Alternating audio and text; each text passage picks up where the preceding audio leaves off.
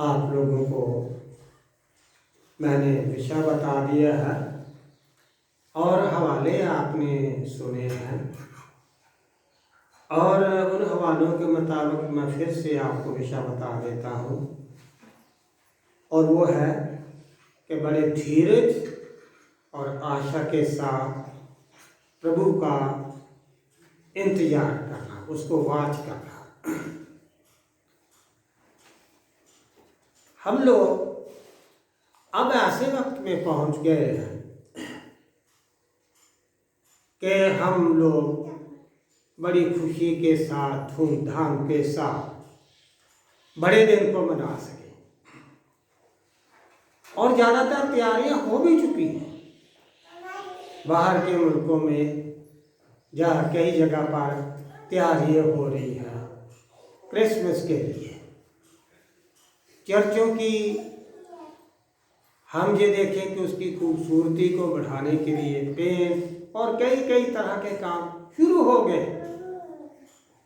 और ये सब कुछ इसलिए है कि 25 तारीख को बड़ा दिन आएगा और हम सब बड़ी खुशी के साथ उस दिन को मनाएंगे, सेलिब्रेट करेंगे कि हमारा खुदा, हमारा प्रभु यीशु मसीह देह धारण करके इस दुनिया में आया। और सबसे बड़ी बात यह है कि ये बड़ा दिन ये मुकम्मल नहीं है तब तक ये अधूरा, जब तक खुदा यीशु मसीह की दूसरी आमद नहीं हो जाती। हम बाइबल में देखें कि कई हम दिन बहुत अच्छा ये मनाते हैं। हम कई बार ये कहते हैं कि यीशु मसीह ने हमारे लिए बहुत दुख उठाया, सलीब पर चढ़ाया गया, मारा गया। पर अगर वो जी ना उठता तो हमारा ये भी प्रचार बिना किसी काम के ही रह जाता कि जब हम ये कहते हैं कि प्रभु यीशु मसीह ने मेरे लिए जान दी। ये कोई बड़ी बात नहीं, पर बड़ी बात इसमें है कि यीशु मसीह हम सब के लिए या हम सबको बचाने के लिए वो जी उठा। बिल्कुल उसी तरह जब हम बड़े दिन की तैयारी करते हैं या बड़े दिन के गीत गाते हैं, प्रचार करते हैं, तो हमें ये भी बात समझनी चाहिए कि प्रभु यीशु मसीह फिर दोबारा इस दुनिया में आ रहा, वो आएगा, और उसके लिए हम सबको तैयारी करने की ज़रूरत है। और उसके बिना हमारा बड़ा दिन जो है वो इनकम्प्लीट है, इतना मुकम्मल नहीं। और उसके लिए परमेश्वर का हमें ये वचन फरमाता है कि हम बड़े धीरज के साथ और आशा के साथ हम इंतजार भी करें और तैयारी भी करें। इस बात का ध्यान रखें। सबसे मैं पहली बात आपको बताना चाहता हूँ कि जैसा कि वचन में आप पतरस के खत में पढ़ते कि वो कितने लोग हैं जो कई बार ये सोचते हैं कि पता नहीं ये कब आएगा, पता नहीं कब आएगा। कई बार दूसरे लोग सवाल भी कर देते हैं कि बाइबल में लिखा है कि मसीह आने वाला, फिर दोबारा पता नहीं कब आएगा। और पतरस के खत में लिखा है कि खुदा अपने वादे का हम ये देखें कि वो इतना कमजोर नहीं है, बल्कि वो आएगा, जरूर आएगा। जब पहली आमद जब खुदा यीशु मसीह की हुई तो हम ये देखें मूसा से लेकर कितने लोगों ने नबूवत की यीशु मसीह की आमद की। और मूसा करीब 1250 साल पहले की बात है यीशु मसीह से भी। और फिर बिलियाम ने नबूवत की, फिर यशायाह ने और कई लोगों ने, दाऊद ने भी। पर ठीक हम ये कहें कि खुदा यीशु मसीह इस दुनिया में आए और लोग इंतजार कर रहे थे। सामरी औरत की आप बात सुने तो सामरी औरत ने कहा, हाँ हम जानते हैं कि मसीह आने वाला है और वो हमें ये सारी बातें खुलकर बताएंगे। उसका मतलब ये कि ये बातें उनके दिलों में घर करके बैठ गई थी, उनके दिलों में बैठी हुई थी कि जैसा नबियों ने कहा ये होगा जरूर, मसीहा आएगा जरूर, मसीह राज भी इस दुनिया में आएगा, मसीह जरूर आएगा। और वो आया और उसने उस सामरी औरत से कहा, तेरे साथ जो बातें करता है वो वही मैं हूँ, मैं मसीह हूँ। पर जैसे हम ये देखें कि प्रभु यीशु मसीह के आने से पहले कितने सदियों या कितने साल लोग पहले नबूवत की गई, तो आमद के लिए भी ये बात कही कि जरूर वो आएगा। वचन में जो फरमाया गया वो जरूर आएगा। इसके लिए प्रॉमिस खुदावंद यीशु मसीह ने किया। मत्ती की इंजील अगर आप 24:35 पढ़े तो वहाँ पर लिखा है, जमीन और आकाश ये टल जाएंगे पर मेरी बातें तो कभी टलेंगी नहीं। ये यीशु मसीह का प्रॉमिस है, यीशु मसीह का प्रॉमिस है। और फिर फरिश्तों ने भी कहा, जब यीशु मसीह की असेंशन हुई या वो ऊपर आसमान पर गए, तो फरिश्तों ने भी कहा है, हे गलीली लोगों, तुम क्या देखते हो आसमान की तरफ? यीशु मसीह को जैसे तुम लोगों ने उसको जाते हुए देखा, वैसे फिर दोबारा तुम लोग उसको बादलों पर आते हुए देखोगे, फिर तुम देखोगे। तो ये प्रॉमिस किया गया खुदावंद यीशु मसीह की ओर से भी और फरिश्तों की ओर से भी कि वो आएगा, फिर दोबारा इस दुनिया में आएगा। दूसरी बात जो मैं आपको बताना चाहता हूँ वो ये है कि उसका आना इसलिए भी जरूर है कि नबियों की सारी बातें पूरी हो, नबियों की सारी बातें पूरी हो। आप लोगों ने यिर्मयाह नबी की किताब में आपने ये पढ़ा और वहाँ पर लिखा कि मैं उनको एक चरवाहा दूंगा, चरवाहा दूंगा और वो भेड़ों की रखवाली करेगा, भेड़ों की रखवाली। मैं उनको ये प्रॉमिस किया गया, नबियों ने नबूवत की थी, ठीक उन नबूवतों के मुताबिक आया। पर वचन में लिखा कि कोई भी नबियों की जो बात है वो ऐसी नहीं होगी कि वो पूरी ना हो, वो पूरी होगी। तो नबियों ने भी उसकी फिर दोबारा आने के लिए भी कई जगह पर ऐसी बातें फरमाई हैं। तो हम ये देखें कि उसकी आमद होगी और उसका आना भी बहुत ज़्यादा जरूरी है, इसलिए तो न्याय करे, जजमेंट करे, भले को भले का और बुरे को उसके गलत कामों का नतीजा मिले। अगर आप 73 ज़बूर पढ़ें तो वहाँ पर लिखा है, ज़बूर लिखने वाला ये कहता है कि मैंने तो बेकार में अपने आप को ये शुद्ध किया और मैं फर्मा बरदारी की, मैंने सारी उम्र मार खाई, दुख उठाए, परेशानी उठाई।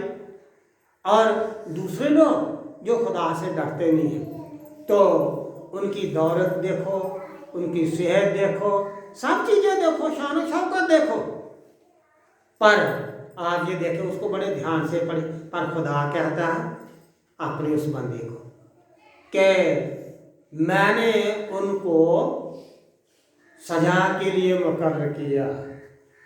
वहाँ पर ये एक लिखा। मेरा कहने का मतलब यह है, अगर एक इंसान बहुत दुख उठाता है खुदा के लिए और वो सच्चे दिल से वो खुदा की इबादत करता है तो उसका रिवार्ड तो मिलना चाहिए। रिवार्ड देने के लिए, इनाम देने के लिए खुदावंद यीशु मसीह फिर दोबारा इस दुनिया में आएगा, फिर दोबारा इस दुनिया में आएगा। असल में देखा जाए इबादत वो इबादत नहीं है कि हमारे पास सब कुछ हो तो हम खुदा की इबादत करें। हबाकुक की किताब में लिखा, चाहे कि ज़मीन में फसल उगनी, वो निकलनी, पैदा होनी बंद हो जाए, पेड़ भी अपने फल देने बंद कर दे और जानवर भी ज़मीन में से ख़त्म हो जाए, तो भी मैं अपने खुदा का धन्यवाद करूँगा। उसका मतलब यह है कि चाहे एक विश्वासी के ऊपर कितना भी दुख और कष्ट क्यों ना आए, पर कहता है मैं फिर भी हर हाल में अपने खुदा का शुक्र करूँगा। हम इसलिए हमें इबादत नहीं करनी चाहिए कि खुदावंद हमें सब कुछ देता है। या कई बार हम अय्यूब की भी मिसाल दे देते हैं, अय्यूब को बड़ी बरकत दी थी, तो या जिनके पास नहीं थी इसका मतलब वो खुदा के शुक्रगुजार नहीं थे। पतरस क्या कहता, एक लंगड़े आदमी को वो कहता भाई सोना चांदी तो हमारे पास नहीं, जो हमारे पास है वो तुम लोगों को देते हैं, वो तुझे देते, वो तो मेरे पास है, वो उनके पास तो 1 रुपया भी नहीं था, पर फिर भी उनके पास सब कुछ था। खुदावन यीशु मसीह ने क्या कहा अपने चेलों को, उसने तो ये कहा कि तुम मेरे साथ 12 तख्तों पर बैठकर इस्राएल कौम का न्याय करो। बहुत बड़ा रिवार्ड। उसका मतलब ये नहीं है कि हम इस पॉइंट ऑफ व्यू से सोचें कि हमारे पास बहुत कुछ है, खुदा का शुक्र है, हम गीत गाते हैं, तो जिनके पास नहीं वो गीत ही ना गाए, वो इबादत ना करें। इबादत वो है अगर हमारे पास हो चाहे ना, तो भी हम खुदा की इबादत करें, तो भी हम उसकी वफादारी करें, तो ये है उसमें इबादत। तो ऐसे लोग जिनके पास इतना कुछ नहीं होता, उनको रिवार्ड देने के लिए खुदा यीशु मसीह का इस दुनिया में फिर से आना बहुत ज़्यादा जरूरी है, ताकि अपने विश्वासियों को जो वफादार रहे हैं और मुसीबत में भी खुदा के वफादार रहे हैं, उनको वो रिवार्ड दे, उनको ज़िंदगी का ताज दे, उनको बरकत दे। आप लाजर के विषय में सुने, एक के पास तो सब कुछ था, धनी के पास तो एक के पास कुछ भी नहीं था। तो आप जी देखें कि खुदा ने उस गरीब लाजर के साथ क्या किया। देखा फरिश्तों ने उसको हाथों पर उठाया और उसको इब्राहिम की गोद में बैठा दिया। और इसीलिए लूका के इंजील में लिखा, धन्य है वो जो गरीब है। मती में लिखा जो दिल के गरीब है, पर लूका में लिखा वो जो गरीब है, जिनके साथ इनजस्टिस हुआ, अन्याय हुआ और इक्वल डिस्ट्रीब्यूशन नहीं हुई, या जिनके पास बहुत कुछ नहीं है, कोई बात नहीं। तो खुदा कहता है मेरी बादशाह उन्हीं के लिए है।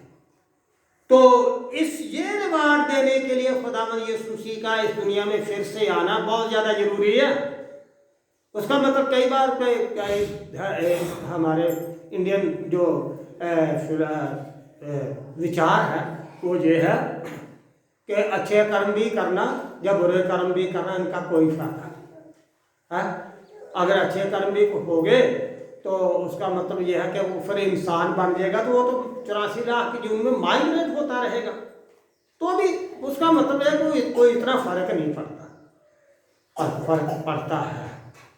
मसीही तालीम ये है कि रिवार्ड मिलेगा, जिंदगी का ताज, स्वर्ग। तो उसका इस दुनिया में आना बहुत ज़्यादा जरूरी है, ताकि वो अपने लोगों को रिवार्ड दे और उनको जिंदगी का ताज दे, उनकी भक्ति का फल उनको मिले।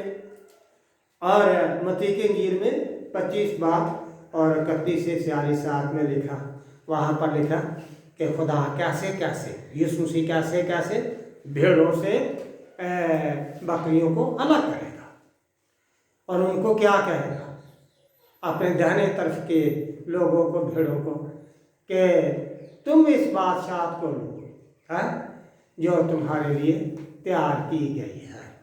तो ये है एक रिवाज धर्मी के लिए, अच्छे लोगों के लिए जो खुदा की इबादत रूह और सच्चाई से जो करते हैं। और मैं जो तीसरी बात आपको बताना चाहता हूँ वो है कि वो आमद होगी कैसे, किस मूड में हो या किस तरीके से हो। तो बाइबल में इसके लिए बहुत सी बातें ये लिखी है। मत्ती की इंजील 24 बाब 27 में लिखा, जैसे नूह के दिनों में हुआ उसी तरह तुम भी ये उसकी तैयारी करना है, तो उसी तरह इब्ने आदम भी आ जाएगा। ध्यान रखना। किसी को पता था कि नूह के समय में जो फ्लड आया वो कैसे आया? कोई पता नहीं था, अचानक से आया।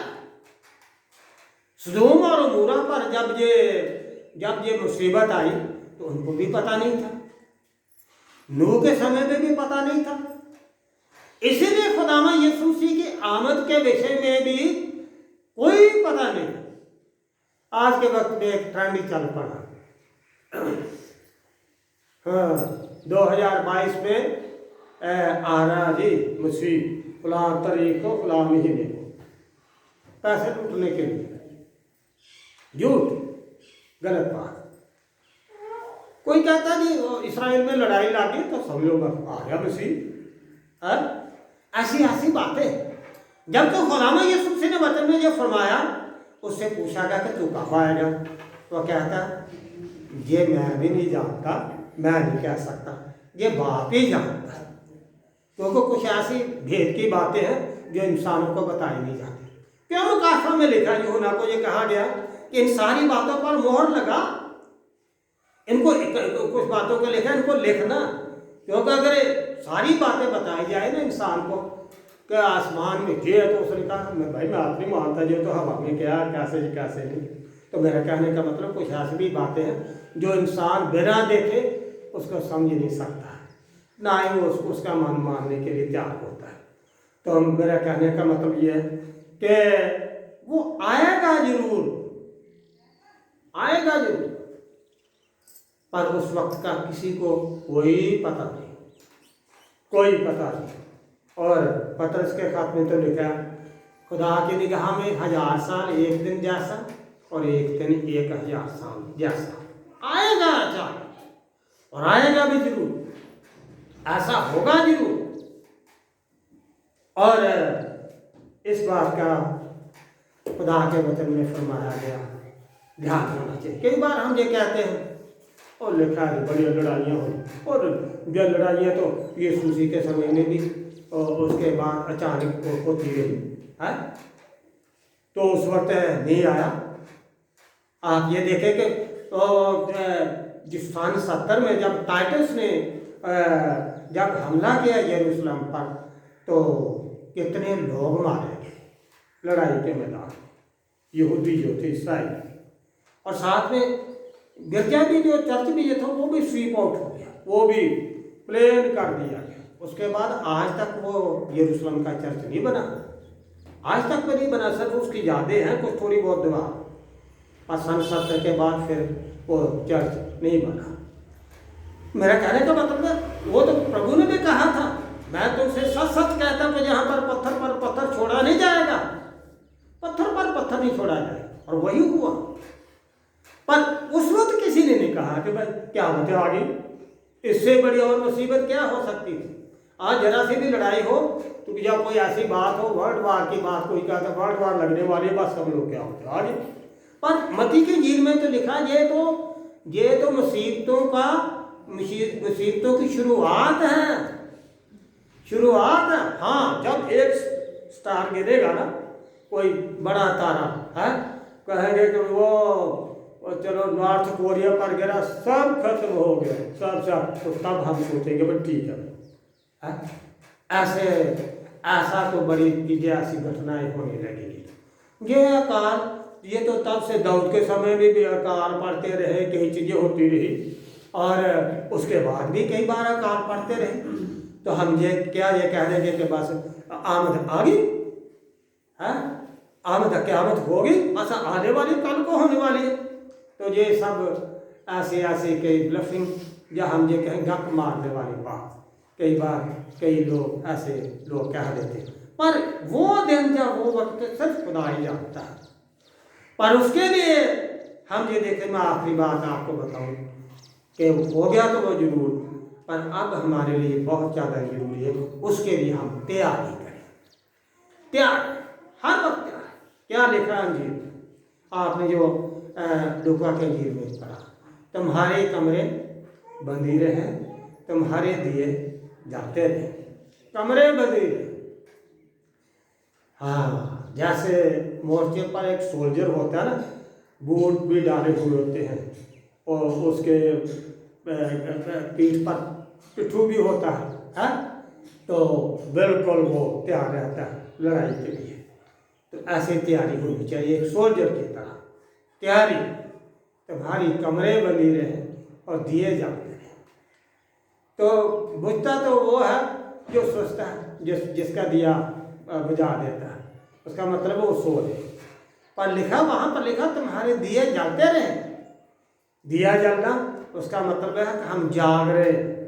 भाई जागने वाली बात नहीं, जो हम सोते भी हैं जागते भी हैं। असल में उसका मतलब यह है कि रूहानी तौर पर हमें जागना है, तो आत्मिक तौर पर हमने यीशु मसीह के लिए तैयारी करनी है, तैयारी करनी है उसकी आमद के लिए, ताकि हम हवा में उड़कर यीशु मसीह का स्वागत कर सकें, स्वागत कर सकें यीशु मसीह का हवा में उड़कर तैयारी करनी, अपने कपड़े ठीक करने, आत्मिक कपड़े हैं। और लिखा ना, और इनविटेशन दिया गया था। अच्छा, जिनको बुलाया गया था वो कोई नहीं आया, तो फिर मालिक ने कहा, राजा ने कहा बुलाओ लोगों को, इधर उधर के लोगों को। वो सब आ गए और उनको एक एक कपड़ा जोड़ा दिया गया था। बाकी सब पहन कर आ गए थे, एक ने वो अपना जोड़ा नहीं पहना हुआ। तो मालिक जब देखने के लिए आया है तो उसने कहा कि तू मेरे कपड़े पहने कैसे आ गया है? तो ये तो कपड़े दिए गए। भाई मुझे कोई अगर कोई इनविटेशन देगा शादी पर है तो मैं पजामा कुर्ता या चप्पल डालकर चल जाए, तो कहेगा चल बाहर हो है, ठीक है करें। वो भाई वो वैसे नहीं। दिल्ली में गया तो एक होटल में हम ठहरे, तो वहाँ पर जो भी गेस्ट आता है तो दरवाज़ा भी खोला जाता, तो सलूट भी मारता है मिलिट्री की तरह है, जो सर्विस करता है। तो ऐसे मतलब रिसेप्शन होती है, और उनको पता ये साहब आया साहब है। तो मेरा कहने का मतलब यह है कि अच्छी तैयारी होनी चाहिए। तो मालिक कहता है कि तू बिन तैयार हुए कैसे आ गया? उठाओ इसको, इसके हाथ पर बांधो और उसको उधर कुएं में डाल दो उसको अंधेरे में। उसका मतलब ये उसकी आत्मिक तैयारी नहीं थी। क्या कल को अगर यीशु मसीह आ गए, क्या मैं और आप तैयार हैं रूहानी तौर पर? क्या हमें ये नहीं चाहिए कि हम अपने आप को डिसिप्लिन करें? क्या ये नहीं चाहिए कि हम अपने खुदा के वचन की जो बातें उनको माने, उन पर अमल करें, ताकि किसी भी तरह से हमारी ज़िंदगी में कोई कमी ना रहे? अगर अमल करेंगे, ध्यान रखेंगे, पूरी तैयारी करेंगे, तब हम तैयार हो पाए, तब हम यीशु मसीह का स्वागत कर सकते हैं। उस वक्त जब वो रोज़े क़यामत के दिन वो आएगा, तो वहाँ पर लिखा ट्रांसफॉर्मेशन होगी और हम सब जो ट्रांसफार्मर हो जाएंगे, बदलेंगे, तो हम हवा में उड़कर यीशु मसीह का स्वागत कर सकेंगे।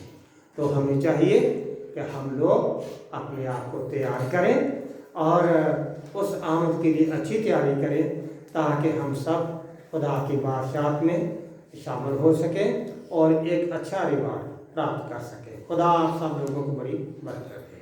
आमीन।